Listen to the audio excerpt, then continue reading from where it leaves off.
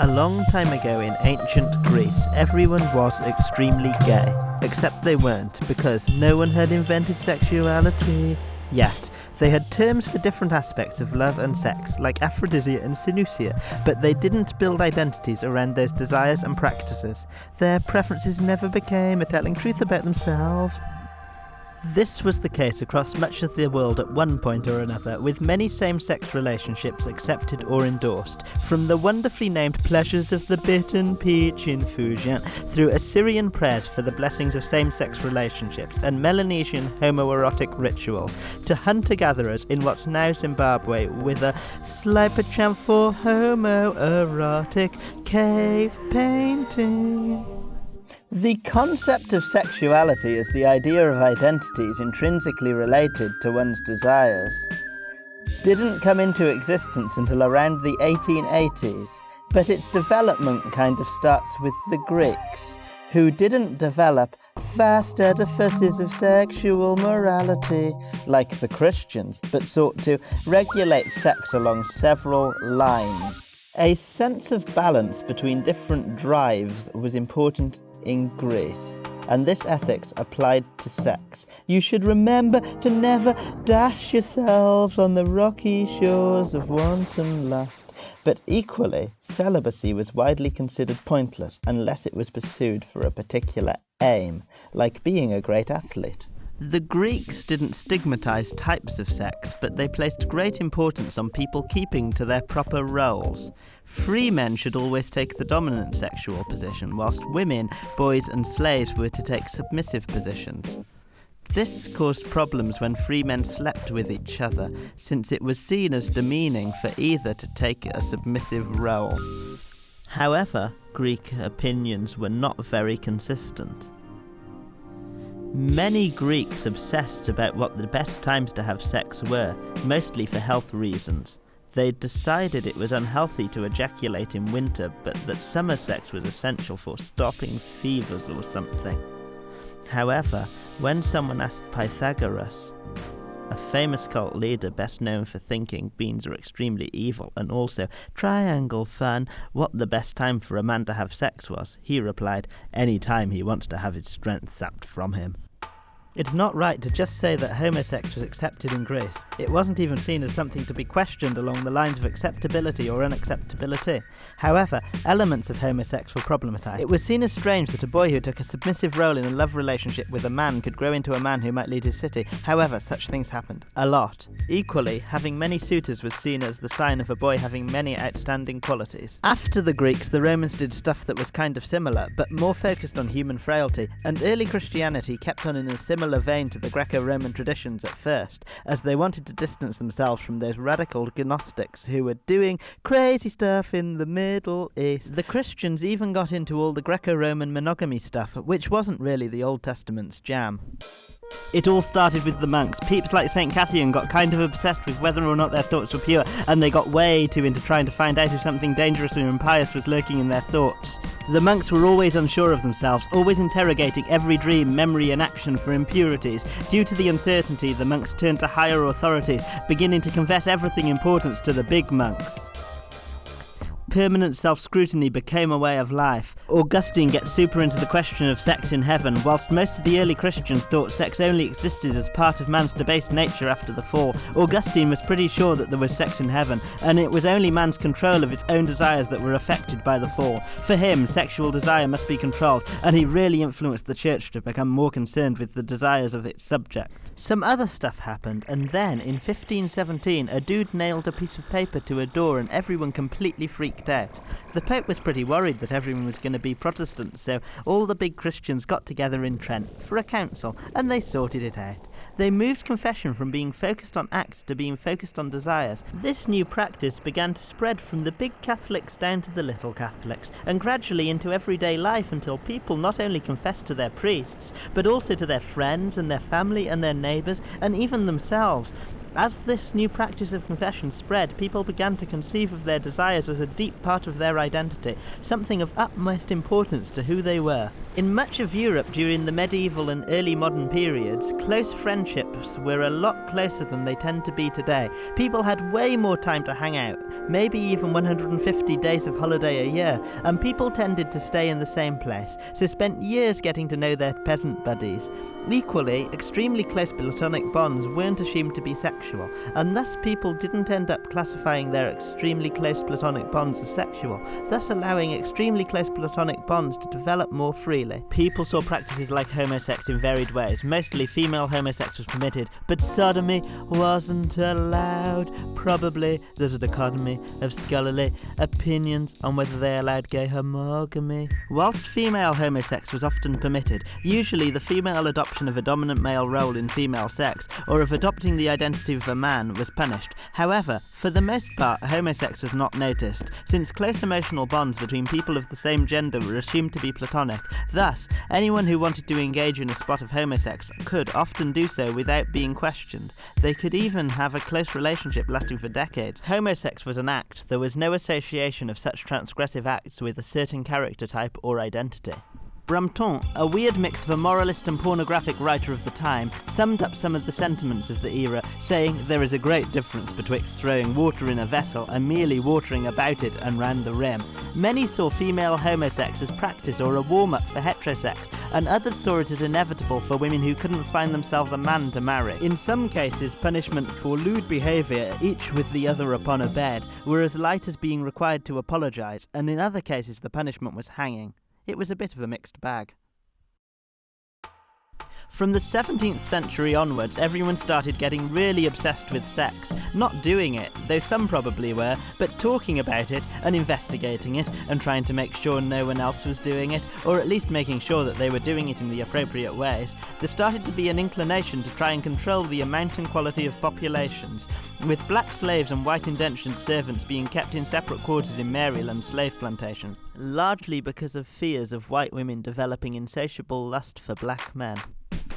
The regulation of sex became hugely important to institutions. In schools, dormitories were organised to ensure students didn't have sexual encounters with each other, as were toilet breaks and schoolyards. The greatest stroke of genius came in the design of toilet cubicles. There were instances of cubicles designed with doors which were raised off the ground so that a teacher could see the pupil's feet, and low enough that they could see the pupil's head. The side panels of the toilet cubicles were high enough to prevent the students from seeing each other. All this was done so as to ensure that the pupils weren't having sex with each other in the cubicles.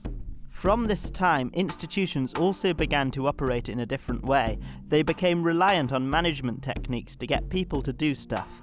That is, instead of getting people to do stuff by threatening them, they used methods like incentives, minor punishments, and architectural and social structures so that people would be influenced into doing the stuff that was wanted of them. Whilst peasants were largely left to their own devices to do their farming, and the lord's lackeys only got involved if they weren't producing enough crops for him, factories started to try and work out the most efficient ways for their workers to work, and then got people to manage the workers to ensure they were working in those most efficient ways. The implementation of such management techniques was only possible in more atomised societies where people acted more as individuals than groups. If you have a tangle of many kinds of close relationships in which you act differently, your motives become more opaque as you have many different emotional bonds causing you to act differently, thus making you much harder to predict and manage. Management techniques started to proliferate in the wake of the social ravages of the witch hunts, which had destroyed many of the forms of social relations of the peasantry. The implementation of management techniques to promote efficiency and prevent people boobling around with their buddies led to further atomizations, which in turn allowed for the development of even more controlling management techniques. This facilitated the development of factories and thus the Industrial Revolution, moving the nexus of relationships from the extended kinship groups of the peasantry to the nuclear families of the upper and working classes. Meanwhile, there were major transformations afoot in the way the colonies were ruled, and how Europeans living in the colonies saw themselves and their sexual desires. Since the 16th century, European men taking posts in the colonies were generally encouraged by the state to take native concubines to prevent venereal diseases and sodomy. Such practices continued until the early 20th century in areas like British-ruled Africa and French Indochina, where it was impractical or expensive to maintain large populations of white women of marriageable age. However, in many colonies, concubinage led to other concerns. The Dutch East Indies saw a large population of inlandserkinderen, mixed-race and impoverished white people who were neither natives nor European, since they lacked the appropriate means, culture and racial background to be considered European. Not being Europeans, they were largely seen as unfit to rule, and it became uncertain what to do with them. On top of this, they were seen as a sign and a threat of racial degeneracy. During the 1700s, the inlandserkinderen were included in colonial rule, and there was an attempt to bring them into the fold of Dutch culture through establishing Dutch schools for them to attend and attempting to make Dutch their favoured language. However, paranoia that colonial life would lead to the racial decay of Europeans spread, causing the belief that Europeans who spent too long in the colonies, and especially Europeans who were born in the colonies, were becoming less than fully European. With this, the colonial Europeans sought to establish their Europeanness by living an idealised form of European bourgeois life that was yet to proliferate even within Europe. Thus, as such developments of bourgeois lifestyle fed back between Europe and the colonies, the developing norms of the European bourgeois became fuelled by a colonial paranoia of racial degeneracy. By 1838, inlandserkinderen were officially barred from all government posts which involved interacting with the Javanese, and although such laws were later repealed, the inlandserkinderen were still barred from most governmental posts by the establishment of the requirement of an education from the Netherlands. There was a move from making the racial distinction between Europeans and inlandserkinderen based on bloodlines to being based on cultural distinctions. The inlandserkinderen was seen as less restrained, less self-possessed, brought up in a culture that would lead them to do sex and crime from an early age. With this, there was a fixation by the colonial bourgeoisie on proving that, unlike the inlandserkinderen, they had the correct traits to rule. Thus, they devoted a crazy amount of attention to self-development. Much of this attention was given to the rearing of children. It was felt that Javanese servants lavished too much attention on European children, causing the children to become weak-willed and decadent. This was due to such practices as carrying children's satchels to school and following children to feed them as they played if they left food over from a meal. Equally, it was thought that, like blood, one could inherit the personality traits of someone through their milk. Thus, there was much anxiety that Javanese and European working-class nursing maids would pass on their personality traits to the children they nursed, weakening the self-possessedness of the next generation of bourgeoisie children. A big concern was child masturbation, with a particular colonial fixation on nursemaids masturbating children. They also worried about Javanese servants teaching bourgeois kids all kinds of crazy sex stuff. Children began to be seen as something of their own race, with a lack of self-restraint and cultivation more equivalent to the European poor and colonial subjects than to part of the ruling elite. Education became essential as a means of moulding the next generation into upstanding people fit to rule. Kindergartens developed in the Netherlands were exported to the colonies, developed further and exported back. They moved children from the relatively unregulated care of a nursemaid into an environment governed by strict scientific principles, where they could develop self-mastery rather than be masturbated and learn crazy sex stuff. Through this, the domain of family life became a topic for scientific investigation and intervention. Women were seen in the position of preventing the moral decay and racial degeneracy of colonial life. They were tasked with upholding morality in the home, with many house-tending manuals advising them to make sure their children and servants didn't get too close. Since the European woman was the key to moral forthrightness, it was thought that a woman who could make such a bad decision as to sleep with a colonial subject couldn't have even been European in the first place, and thus Europeanness was only considered to pass down through the male line. The cultivation of the bourgeois European self was an important factor in the Europeans' justification of colonialism to themselves, casting non-Europeans as weak-willed and unfit to rule themselves. Equally, the moralizing project of saving non-Europeans from their deviant sexualities played into this. Portrayals went so far as to depict non-Europeans lying around the side of roads, casually ejaculating. European sexuality spread through colonial subjects for many reasons. Missionaries played a large part in spreading European sexuality as they converted people to Christianity. Equally, the adoption of European sexuality was a status symbol for many native elites, something Fanon thinks of along the lines of marrying white culture. Additionally, for those looking to preserve their positions of power or get ahead in the new colonial system, the adoption of European sexuality was useful to help them fit in a little with the new colonial rulers. In settler colonial America, land could only be passed down through nuclear families rather than indigenous kinship groups. Thus, in order to have and pass down the lands in many cases required for survival, many indigenous people had to form nuclear families, thus becoming distant from their traditional kinship groups and tribal structures. With such a distancing, it became more difficult to mount larger-scale resistance to colonialism. Without the close group bonds which might encourage each other to action, or the sense of community which might give the sense that there was a viable alternative worth fighting for, it would be hard to have the hope and support necessary to mount such difficult battles, which had generally ended badly in the past. This destruction of the social bonds led to huge death tolls on the Indian reservations as people just lost the will to live.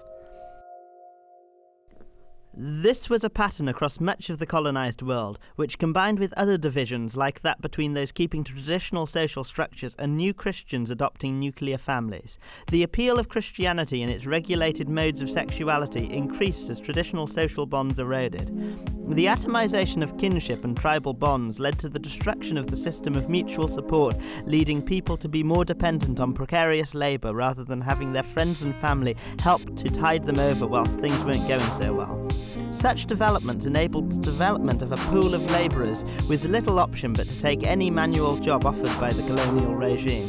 This broke up kinship groups further as people moved away for work, and it facilitated the construction of colonial infrastructure, which in turn made the outer reaches of the colonies more manageable and more tightly controlled by the colonial authorities. However, it didn't always work this way. In India, many peasants moved from the industrialising cities for work as they wanted to get money to save their family farms.